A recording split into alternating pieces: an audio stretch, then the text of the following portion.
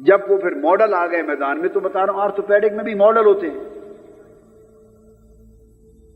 نئے سے نئے۔ اس نے مجھے ایک تکیہ دیا آرتھوپیڈک، میری گردن کی تکلیف کی وجہ سے، وہ سفر میں ساتھ رکھتا ہوں، اس کے بغیر سو نہیں سکتا، تو وہ میں لندن بھول گیا تکیہ۔ جرمنی آیا تو میں نے کسی کو بھیجا، میرے پاس آرتھوپیڈک پلو نہیں ہے، تکلیف ہوگی۔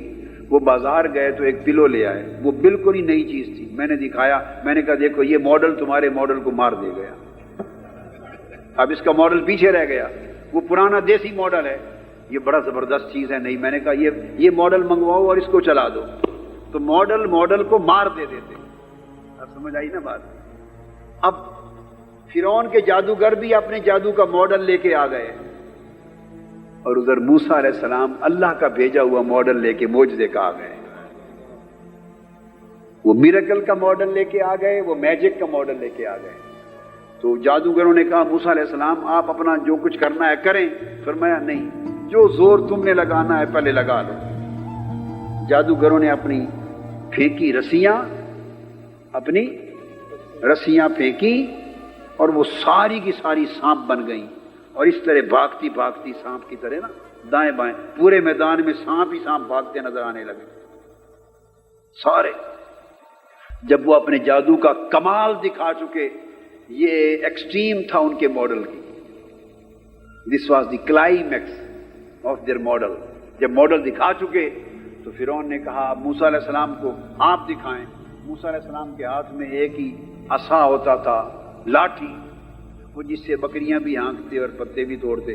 اس لاٹھی کو جو زمین پر پھینکا وہ اژدہا بن گیا اور سارے سانپوں کو کھا گیا۔ تو موسوی ماڈل سارے فرعونی ماڈلز کو شکست دے گیا۔ تو موسیٰ علیہ السلام نے تب ہی سروائیو کیا نا، اگر یہ ماڈل ان سارے ماڈلز کو شکست نہ دیتا پھر کھیل ختم تھا۔ لیکن نبوت اور رسالت کا بھی کھیل نہیں ہوتی، نبوت اور رسالت کھیل نہیں، انسانی کھیل ختم ہو جاتے ہیں، اللہ کے پیغمبر کا کام ختم نہیں ہوتا، چونکہ وہ کھیل نہیں ہوتا، وہ خدا کی وحی اور اللہ کا عطا کردہ معجزہ ہوتا ہے۔ تو یہ مقام عطا کیا، اور ساتھ ضمناً ایک بات بائی دی وے کر دوں، معجزہ دیا تو پیغمبر کے ماڈل اور اس کا پیکج، پیغمبر کا ماڈل اور پیغمبر کا پیکج ثابت ہو گیا، دنیا کے ماڈلز اور دنیا کے پیکج سے بلند تر ہوتا ہے۔ یہاں ضمناً ایک بات بائی دی وے آ گئی، سمجھا دوں، اور وہ تربیت کی ضرورت سمجھا دوں۔ کیا ہم لوگ اپنی اولادوں کو تربیت نہیں دے رہے؟ اولادوں کو تربیت، اپنی نسلوں کو تربیت نہیں دے رہے، خود تربیت نہیں پا رہے، اور ہم اگر کسی بڑے کو کوئی کہہ دیں دین کی کوئی تربیت لے لیں تو وہ گرم ہو جاتا ہے، کہتے ہیں یہ مجھے تربیت دینے والا کون آ گیا، میں ساری تربیتیں پائی ہوئی ہیں۔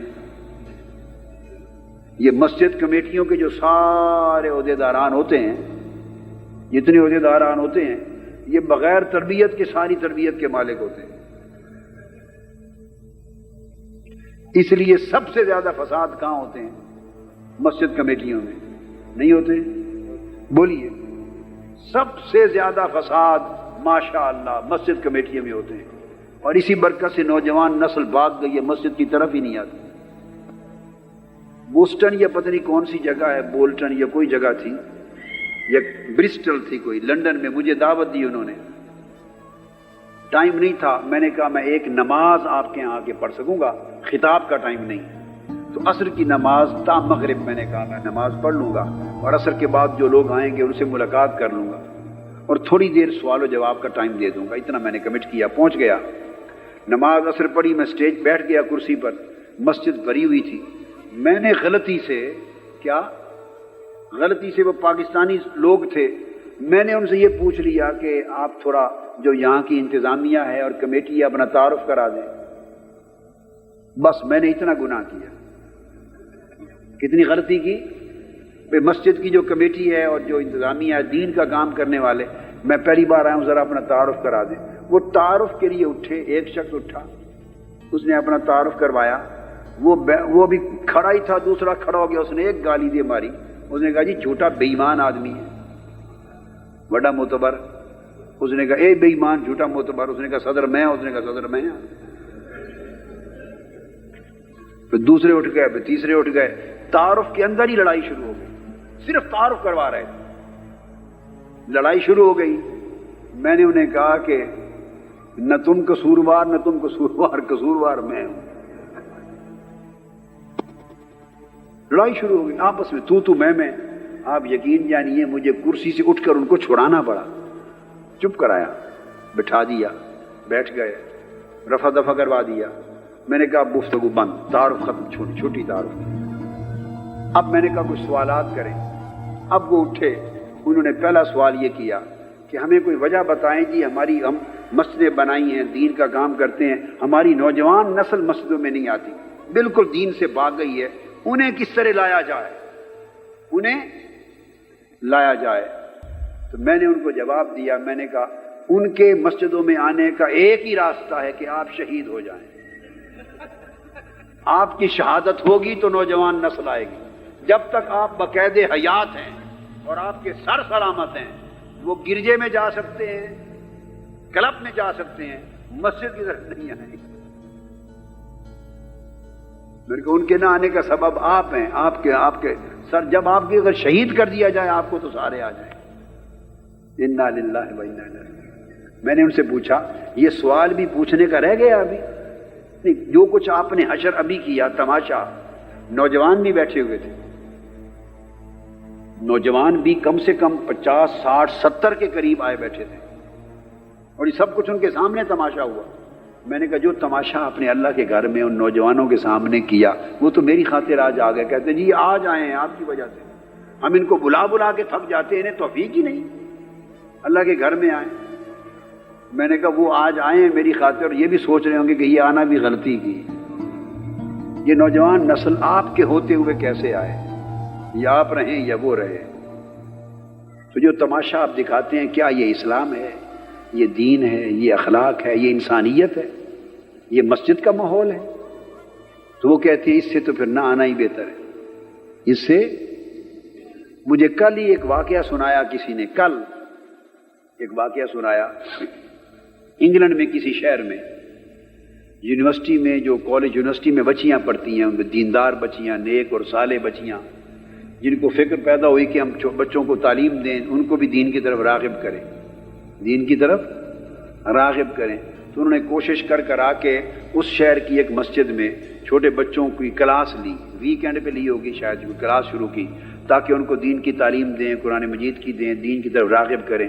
اور وہ یہ مینیج کرنے والی بچیاں تھیں، ایک بچیاں تھیں، 2 3 چھوٹی چھوٹی بچیوں کو مسجد میں بلانا فیملیز کو تاکہ انہیں ٹریننگ دیں اسلامک۔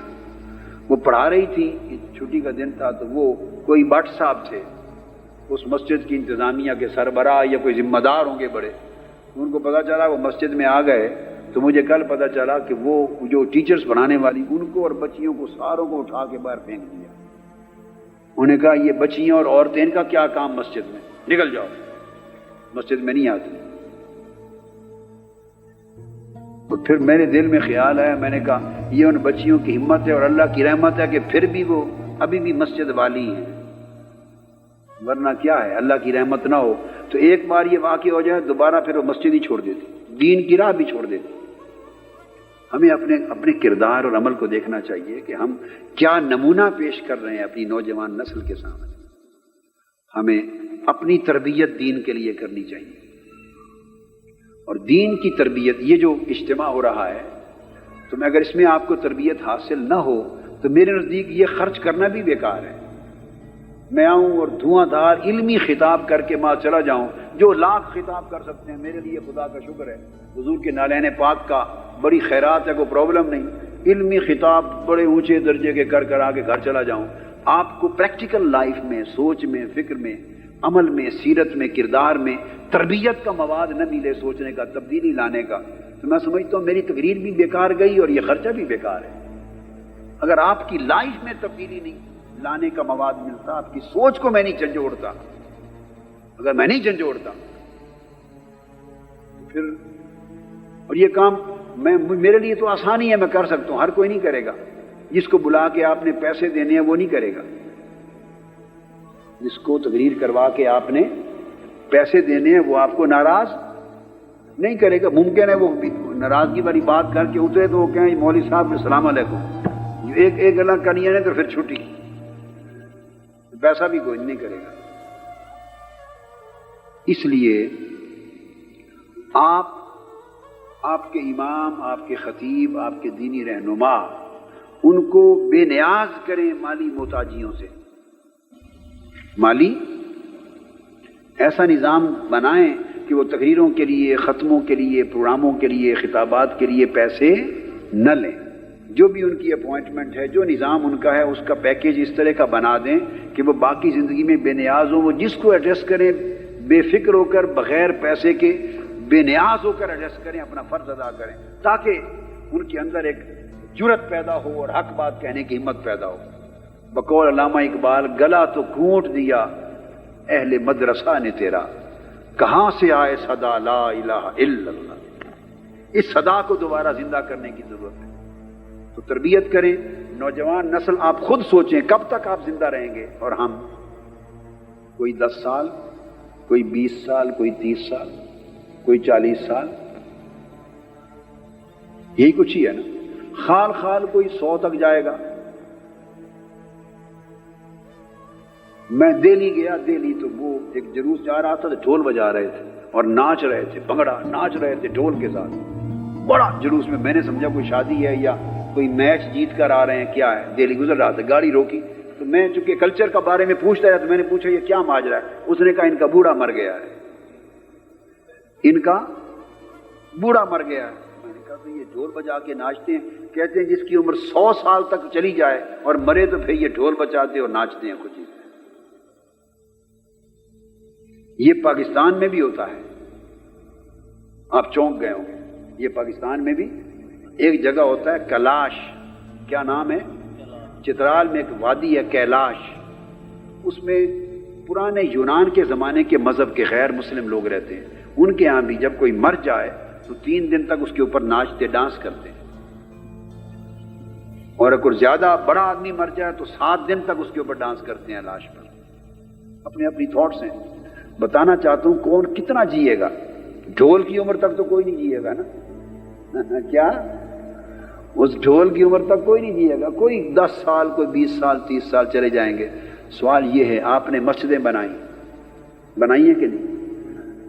ایک وقت تھا جب آپ لوگ یورپ میں آئے تھے، آپ کو شاید نماز پڑھنے کے لیے کئی شہروں میں ایک مسجد بھی نہیں ملتی تھی، ایک وقت تھا پوری ویسٹرن ورلڈ میں، گھر لیے، کمرے لیے، مسجدوں میں نمازیں پڑھی۔ آج وہ وقت ہے کہ خدا کا شکر ہے یورپ سے لے کے امریکہ تک، مغرب کی کفر کی سرزمین، جس طرف جائیں آپ کو اللہ کے گھر نظر آتے ہیں، مسجدیں ہیں، تعلیم کے مرکز ہیں، عبادت گاہیں ہیں، نمازیں ہوتی ہیں، جمعے ہوتے ہیں، اجتماع ہوتے ہیں۔ آپ نے مسجدیں بنا دی، انسٹیٹیوشنز بنا دیے، ادارے بنا دیے، اللہ کا نام، اللہ کے رسول کا نام لیا جا رہا ہے، آپ جلسے کر رہے ہیں، کتنے بڑے بڑے اجتماع ہیں، ورکنگ ڈے ہے، ذرا دیکھیے پیچھے مڑ کر، حال بھر چکا ہے کچا کچ، یہ عالم ہے آپ کا۔ اب صورت کیا ہے؟ جب یوں سوچیں آپ اور ہم، ساری عمر تو ہمیشہ تک تو رہنا نہیں، ہم جب چلے جائیں گے، ہم نے جفا مارا ہوا ہے مسجدوں کی کمیٹیوں کا اور اداروں کا، قابو کیا ہوا ہے، قبضہ، جب ہم نہیں رہیں گے تو ان مسجدوں اداروں کو کون سنبھالے گا؟